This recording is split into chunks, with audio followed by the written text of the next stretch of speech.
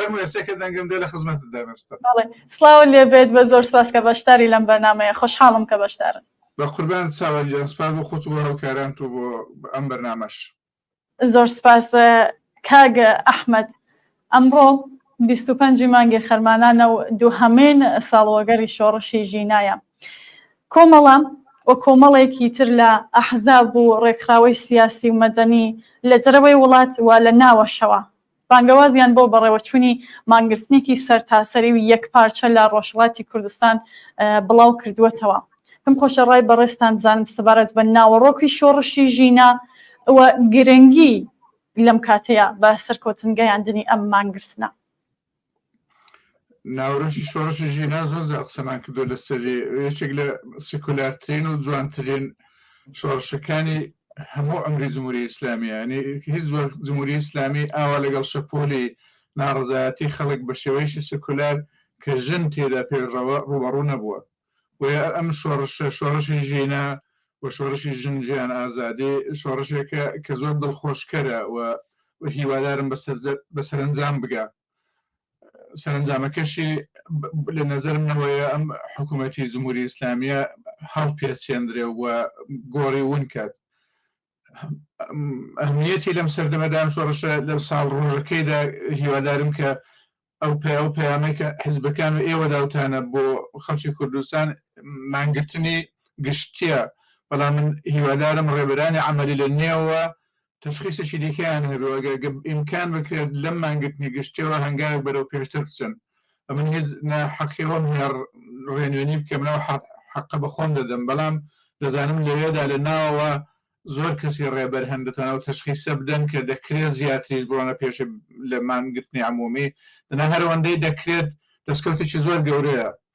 شتێکی دیکە کە بە بڕوای منەوەیە ڕاپەڕین و ئازادبوونی فەزای سیاسی لە ڕۆژهەڵات یارمەتێکی زۆر زۆریش دەدا بەم پەڕیوەبوون و دوورەوەڵاتبوونی فیزیکی کۆمەڵە و باقی حیزبەکانی دیکەی ڕۆژهەڵات بەتایبەت لەم سەردەمەدا کە بە بڕوای منەوە قسەی خۆم دێڵم ئەو فشارەی کە بۆ ئێوە هاتووە بۆ حیزبەکان هاتووە زۆر ناحەق و ناجوان مێرانەیە و حکوومەتی هەرێم دەیتوانی ئینسانی تر بزۆڵێتەوە لەگەڵ و هێندە خۆی سوگ نەکات لە پێشچاوی جمهوری ئیسلامی.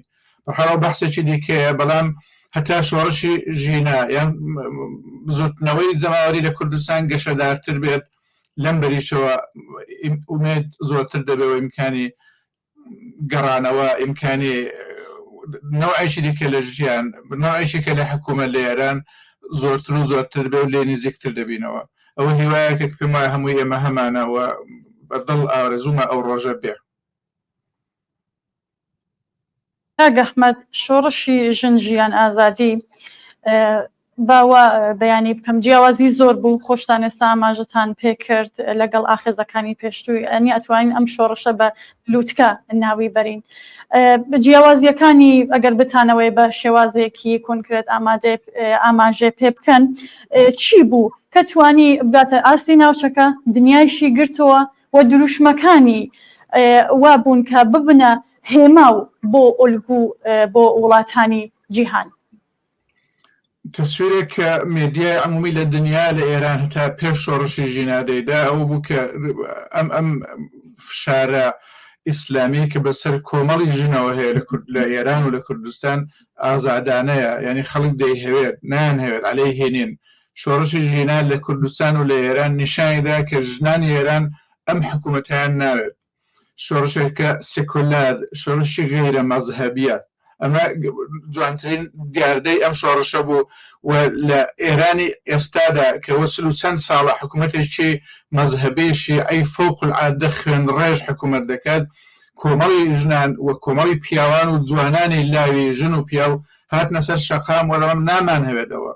و ئەمە دەزانین لە تووری ئەم چل و چەند ساڵدا زۆر کەس هەر بە خاتیەوەی لچکیان بەسەرەوەنە بۆی ئەعدام کراون، بەڕاستە بە کۆمەڵ ئەم لچکە فڕێ دەدەن. ئەمە هیمایەکی زۆر گەورەیە لە پێش چاوی دنیاش کە بڵێن ژنانی ئێران بەم حکوومەتە مەزهەبیە ڕازی نین. ئەوەی کە ماوەتەوە حکوومەتە نەک لەبەرەوەی ڕەزایەتی خەڵکە، لەبەرەوەی حکوومەتە بە سەرنیازە ڕاوەستاوە، خوێن دەڕێژێت، دەکوژێ، لە زیندان دەکات، شکنجە دەکات. مانەوەی حکوومەتە لەسەر ئەم ئەساسانەیە.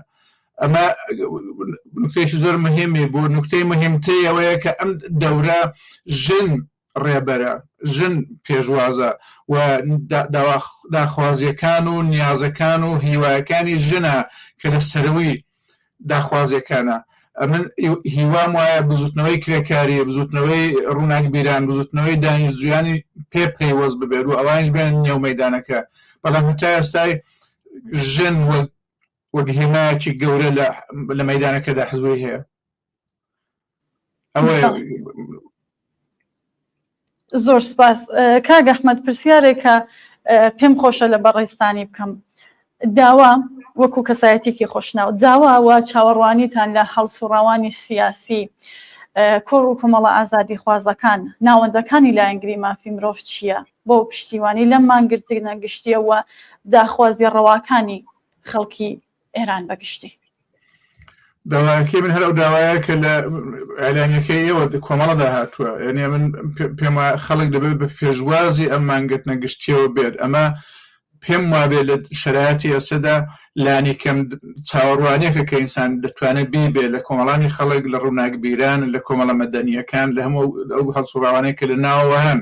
بۆیە من لە قسەکانی پێشوم داوتم ئەگەر لەوێ تەشخیص بدەن، بۆ خۆیان تەشخیص بدەن، نەک ئێمە داوایان لێ بکەین، تەشخیص بدەن کە دەتوانن لەوە هەنگایەک بەرەوتر پێشتر بچن، هەر ئەسەن یەک و دووی لێ نەکەن بیکەن.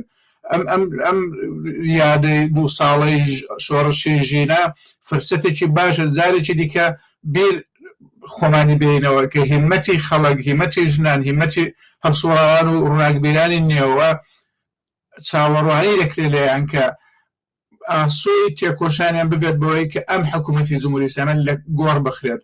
ئەوە مەنزوورم فقط ڕووناکبیرانی کوردستان نییە. کوردستان هیچ زۆر بەتەنە ناتوانێت ئەو کارە بکە، بەڵام جاری پێشوو خەڵکی ئێران زۆر بە پێشوازی خەڵکی کوردستانەوە هات و من پێم وایە بێ ئەم ناساندنەی ئەم سەفەرەش هەر ئەو ئیدامەی هەبێت کە لە باقی شارەکانی دیکە ئێرانیش بە پیل بزوتنەوەی خەڵکی کوردستانەوە بێن و وەزیفەی مێدیاکانە، ڕووناکبیرەکانە و کەسانی قسەیان دەڕوە لە نێوە دڵیان دەسووتێ بۆ شۆڕشە و ئەم جمهوری ئیسلامیە زۆر لە مێژە عمری تەواو بووە. مانەوەی هەر وەک عەرزم کردن سەرنیازەوەیە. ئەگەر بە کۆمەڵ بینە مەیدان پێمان ناوێرێ. ئەمە داوایەکێکە من هەمە. بەڵێ، زۆر سپاس کاک ئەحمەد کە بەشدار بووی لەم بەرنامەیە. ئەگەر پێتان خۆشە لە کۆتاییدا ئاماژە بە شتێک بکەن بفەرمۆن. بە قوربانت چاوەنجانە من هەمیشە لەو تەلەڤیزیۆنە کە بووم شێریشم خوێندەوە تۆ، بەڵام ئەو ڕۆژان بە پەلەیە خەڵکی زۆرتان داوای کردووە. کێشتن یەکا ئەحمەد ئەتوان شاریش بکەنەوە ئەگەر شاریشتان ئامادە بێ زۆر پێمان خۆشە هەم بۆ خۆمان و هەم بۆ بینەرانیشمان. ئەمن هەر ئەو شیعرەیە کە وەختی خۆی کتومە بوو مانجی کوردستانی ژن ئەوە دەخوێنمەوە، غەزەلێکە کە لەسەرەوە چەند هونەرمەندیش کردویانە بە سرود تا ئێستا نازانم ئێوە هەتا لە ئارشیوەکتاندانیانە. من ئەوە دەم بۆ دەخوێنەوە کە جارێکی لێرە خوێندومەتەوە. مانجی کوردستانی ژن هێنایە لەرزین وڵاتم دەنجی بێوەستانی ژن، سەر لە نوێ بنیاد دەنێین ژین لەسەر دەستانی ژن، ڕوو بەرەو هەڵدێرە یەکزێ ڕیش و مەندیل و عەبا، دێتە گوێ قرچەی بڵێسەی ئاگرەکەی هەستانی ژن، گشتە قامی ئەم وڵاتە پڕپڕی نرکەی ژنە، تیشتی خۆر جێگەی هیوایە و ڕایەڵی مستانی ژن، دوای 40 چەند ساڵ خەریکە پرسی جوان سروەی شنە، دەستنە جوانی سەرشەقام و شاری کارستانی ژن، هەر بەهارن بێن بە ڕێژنە، هەر شکۆفەن سوور دەچن، زایەڵەی دەنجی ئومێدە و بار دەکا زستانی ژن، هیچ بژارێک چاری ناکە بەرهەمی ئەم جارەمان، سەوز و بژوێن و بەعەترە شەتڵی نێو بێستانی ژن،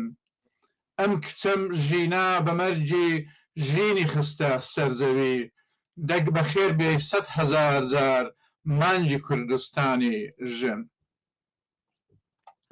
زۆر سپاس کاک ئەحمەد، دەست و دەمتان خۆش بێ و قەڵەمیشتان بەردەوام بێت. قوربانت بم، ڕۆژێکی خۆش و هەروە لە تەلەڤیزیۆنەوە دەبینی هیوادارین خرۆشی ئەم جارە دڵخۆشیشی یەکجار زۆرمان پێ بدە ئەمڕۆ. هەر بژین. زۆر سپاس بۆ بەشداریتان. سپاس.